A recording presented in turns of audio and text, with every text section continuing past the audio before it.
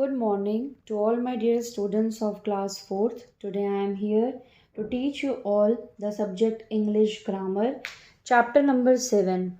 Open page number 21 of your English grammar book. सबसे पहले आज की डेट राइट करेंगे 24/8/2021. Chapter number 7. चैप्टर का नेम है possessive nouns and possessive pronouns. Possessive word का क्या मतलब होता है? आपको नाउन पता है, आपको प्रोनाउन पता है. Noun is the name of person, place, animal और थिंग. किसी भी नाम को हम नाउन कहते हैं. Pronoun words which are used in the place of noun are known as pronoun. Noun की जगह इस्तेमाल होने वाले शब्दों को हम प्रोनाउन कहते हैं. लेकिन ये पोजेसिव क्या है? पोजेसिव का मतलब होता है ओनरशिप. यानी कि जब आप किसी के मालिक हो तो आप कहते हो ना, ये मेरे फ्रेंड का घर है, क्योंकि आपको पता है वो उस घर का मालिक है. या आप बोलोगे ये मेरी कॉपी है, क्योंकि ये कॉपी आप ही को बिलोंग करती है. तो जब हम ओनरशिप बताते हैं किसी को, उसे हम पोजेसिव कहते हैं. अब पोजेसिव नाउन बनता कैसे है? To make a singular noun show ownership, add an apostrophe and s. apostrophe क्या होता है? किसी भी वर्ड के बाद, मान लीजिए रीना लिखा है, ये लास्ट इसका अल्फाबेट है ए, तो ए के राइट साइड में हम ऊपर ऐसे कॉमा बनाएंगे. मैं आपको कॉमा इसलिए बोल रही हूँ ताकि आप लोगों को समझ में आए. और उसके बाद यहाँ पे लिखेंगे एस. इसको कहते हैं एपोस्ट्रॉफी. ये जो साइन आप देख रहे हैं कॉमा का जो ऊपर लगा है, इसे हम एपोस्ट्रॉफी कहते हैं. अगर पेंसिल खोई तो आप बोलोगे दिस इज रीनाज पेंसिल. तो रीनाज जब लिखोगे तो एपोस्ट्रॉफी एस लिखोगे. इसका मतलब होता है कि आप उस सामान की ओनरशिप बता रहे हो. ठीक है, एग्जाम्पल्स देखिए यहाँ दिया है. ये फुटबॉल सोनू के हाथ में है, तो सोनूज फुटबॉल. ये पुलिसमैन जिनकी यूनिफॉर्म है, so the police officers uniform. Karan की बाइक है, सो करणस बाइसिकल. ये तो हो गया सिंगल पर्सन के लिए, यानी कि जब हम एक के बारे में बात करते हैं तब ऐसे एपोस्ट्रॉफी लगाते हैं. अब प्लूरल के बारे में बात करेंगे तब कैसे एपोस्ट्रॉफी लगाएंगे? To make a plural noun that ends in s shows ownership, just add an apostrophe. अब प्लूरल वर्ड में तो ऑलरेडी लास्ट में s लिखा होता है, जैसे सिस्टर्स. तो जब प्लूरल नाउन का हम ओनरशिप दिखाएंगे तो s के बाद बस एपोस्ट्रॉफी लगा देंगे. जैसे ये वर्ड है सिस्टर्स, तो s के बाद हमने एपोस्ट्रॉफी लगा दिया. सिंगुलर में जो नाम दिया है उसके बाद एपोस्ट्रॉफी लगा के एस लिखेंगे. और प्लूरल में ऑलरेडी एस रहता है, तो इसमें हम एस के बाद लगाएंगे. सिंगुलर में एपोस्ट्रॉफी एस के पहले और प्लूरल में एपोस्ट्रॉफी एस के बाद में. ठीक है, चलिए अब एक्सरसाइज देखते हैं. Page number 22. Draw a line from each name to the object that rhymes with it. Rhymes का क्या मतलब होता है?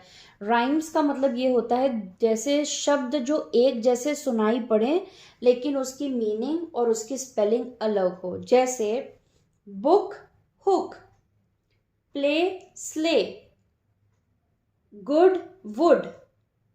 ठीक है, तो ये क्या हो रहा है? सुनाई हमको ऐसे लग रहा है जैसे एक जैसे शब्द हैं, लेकिन इनकी स्पेलिंग और मीनिंग अलग है.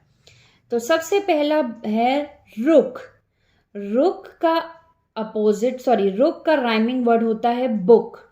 तो रुक से बुक में लाइन बन गई. स्यू. स्यू का राइमिंग वर्ड शू. तो स्यू से लाइन बनाएंगे शू तक. Mic.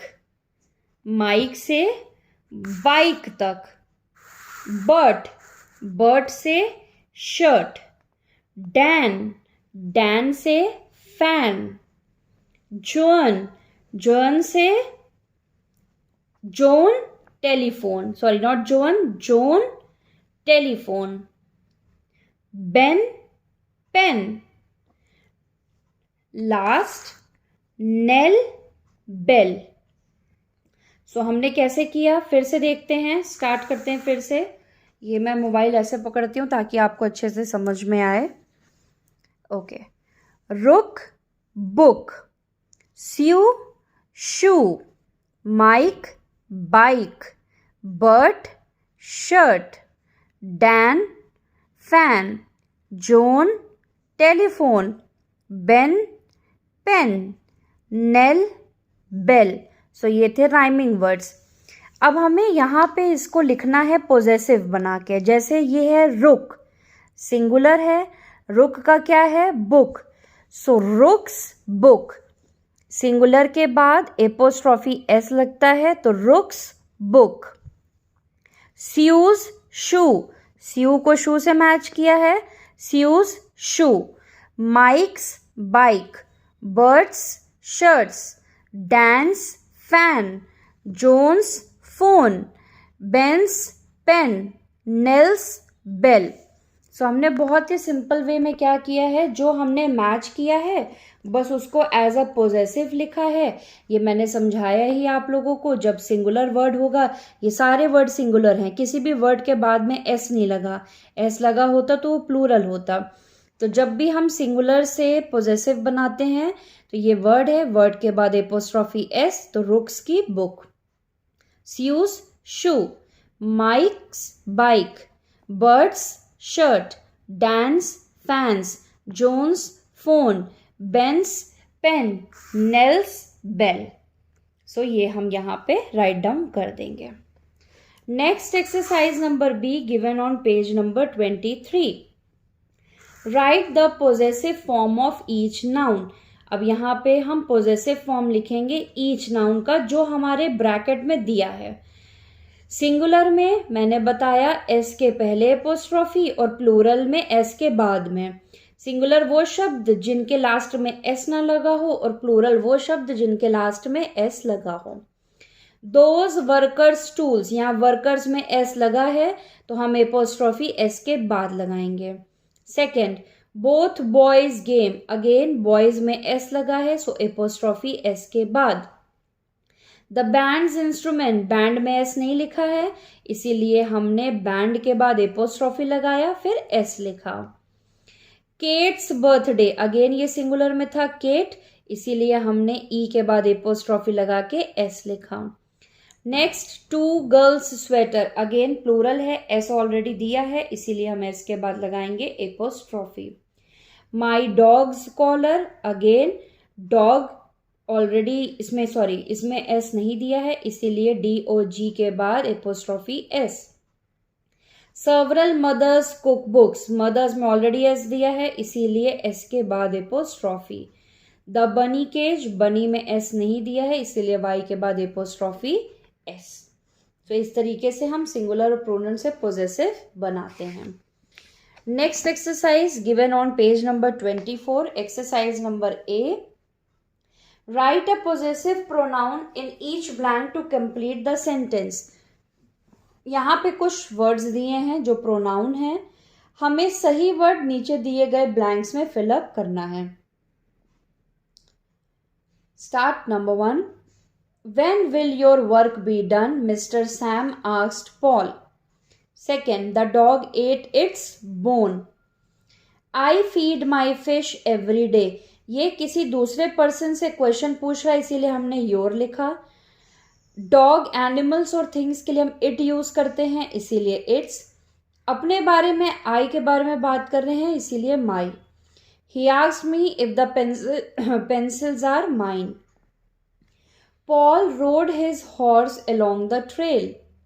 The boys can't find their homework.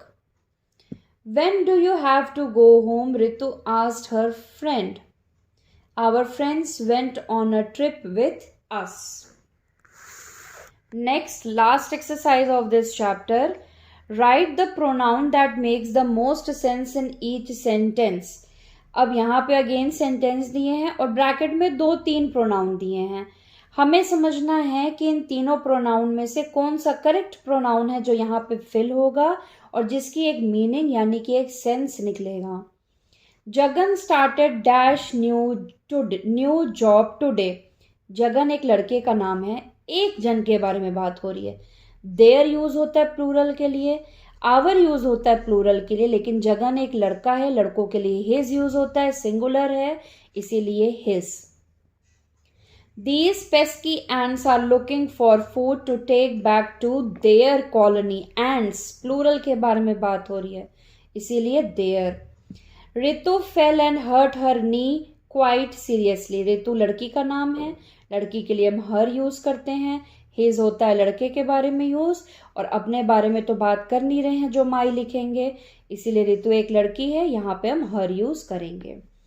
Only you can control your behaviour, again second person के बारे में बात कर रहे हैं, माई और इट्स नहीं होगा, योर होगा। When Pankaj and I found a leak in our canoe we paddle faster than ever. अपने और अपने एक फ्रेंड के बारे में बात हो रही है इसीलिए our.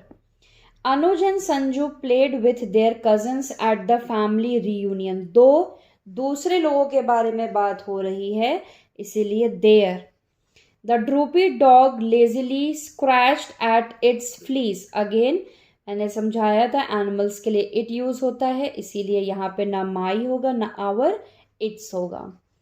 Mala received many gifts at her going away party. Mala एक लड़की का नाम, सिंगुलर बारे में बात हो रही है इसीलिए हर। So chapter number 7 of the subject English grammar is over today. इस चैप्टर में आपको कॉपी में कुछ भी नहीं लिखना है, बुक की पूरी एक्सरसाइज कंप्लीट करनी है। So that's all for the today's class. Chapter 7 of the subject English grammar is over today. Thank you very much.